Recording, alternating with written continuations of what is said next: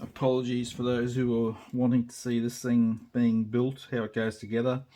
Started it and then I got onto that ICM's big helicopter, the CH-54, and when I working on that, the mojo was flowing, so I just kept on pushing through that to get it done. So back to the Beaufort. Excuse me. I've done the put together the gunner section that goes at the back of the fuselage, or not the fuselage, back rear gunner. So it's got the domed glass section that will go on it. It's in two pieces, so I'm hoping that I can put this together and fit it. I've taped these in. When I've got this glued together, I'm going to see if I can put it in, because this piece here might foul it from going in, so I'll see before I commit to gluing those into position. I also have had the version I'm doing, which was the version 5, the colour scheme. There's a different piece that sits in the nose. One of them has a bubble gun pointing backwards. This one does not, and it's just got the panel. And as you can see, that the fit is awful.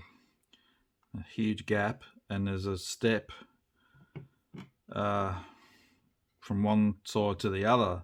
And I thought I'll take the part back off, sand it down and push it back, but that's not going to solve the problem because it's flush with this side of the fuselage. You can see that, you know, that's like over a mil, and the piece that sits in there is going to be this glass piece or clear part, and that's just way out. I don't know what happened there, but it's not me, because the fuselage halves are level at the top, so it's something going wrong there in the engineering process. As you can see, I've masked up the all the clear parts. I did it with Tamiya tape. Of course, for those of you who don't like masking, obviously you'd buy a mask set, because look how many panels there are. I enjoy this. That may sound crazy, but I find it soothing. The framework's nice and deep, so it works easy. All you need is a sharp Stanley blade and backlight. This is I won't turn it on because it's blinding. It's a portable fluorescent bulb. I turn that on, hold the clear part over it, and then when the backlight, you can see exactly where the framework is, and you just cut around. So we got this piece. This is the last one left. You just tear off a bit of tape. It's oval. I overlap all of the framework, and you get a toothpick, push it into the frame,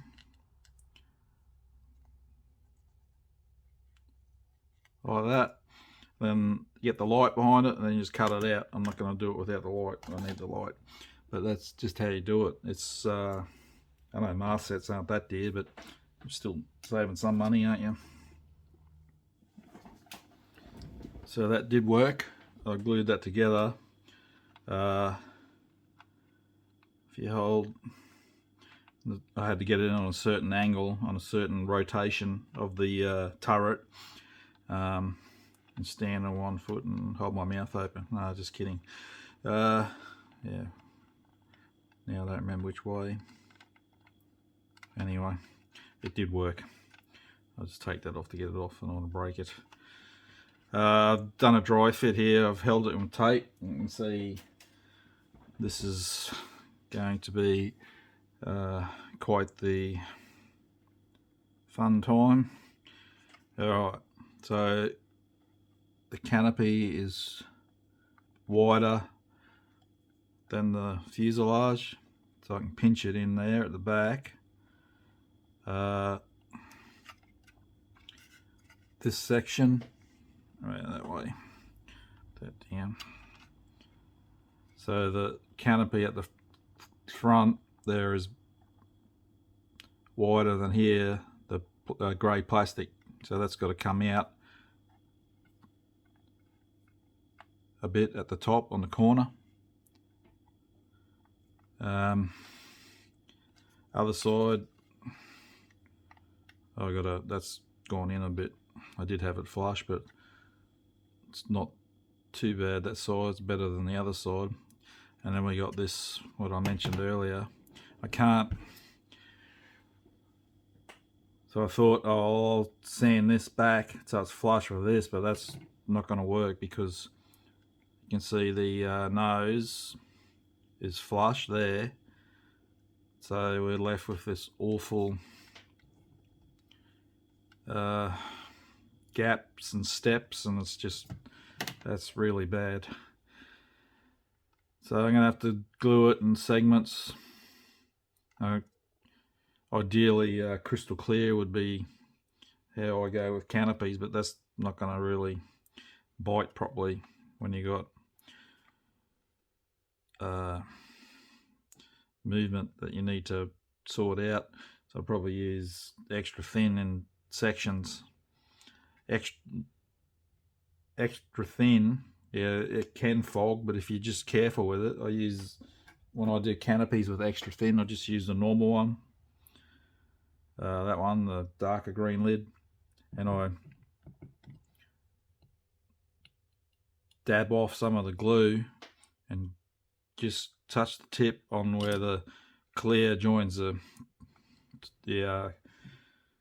fuselage, because that way it just runs along. The capillary action takes it on.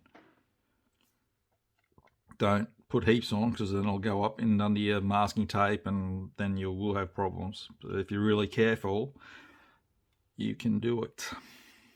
The other choice would be, I wouldn't do it super glue. Super glue is more prone to fog. But basically what we're showing here is how poor the fit is with all these clear sections. So that's going to take a while to sort out, but that's just really disappointing. I don't know. And the other thing is fixing this up when I get to it. If I putty, I'm going to have to, when you say your putty's white and you clean that up, you're going to see through and see white. Although in the past I've mixed up, if I use the this one, the water soluble one, I did a helicopter years ago and had a heaps of glass, and I mixed the putty and I put black paint in the putty, which is the interior that was black. So this, I could mix the putty with the interior green. That way, if you see in, you won't see a stark contrast in colour. So yeah, it's pretty poor on the nose. So by joining the two clear parts, there's a seam line that runs around that part. I figured that wouldn't be the case in reality, so I've just used some Tamiya white putty and a toothpick and just tried to get into that seam. When that dries, I'll sand it back. And don't forget, when you're painting your clear parts like that, if you're not painting the inside, paint the interior color first before you prime it, so that if you do happen to see through the transparency, you can see the interior color. I've glued these two parts in. I've found that there's a bit of a lip there, nothing major, but it's not flush, so I'll probably sand that back and rescribe that line. And the same here. This bit is between here and here. The top piece comes out a bit, so it's not flush either. So, but that's easy fix because there's no. It's just panel lines. There's no rivets detail on this kit.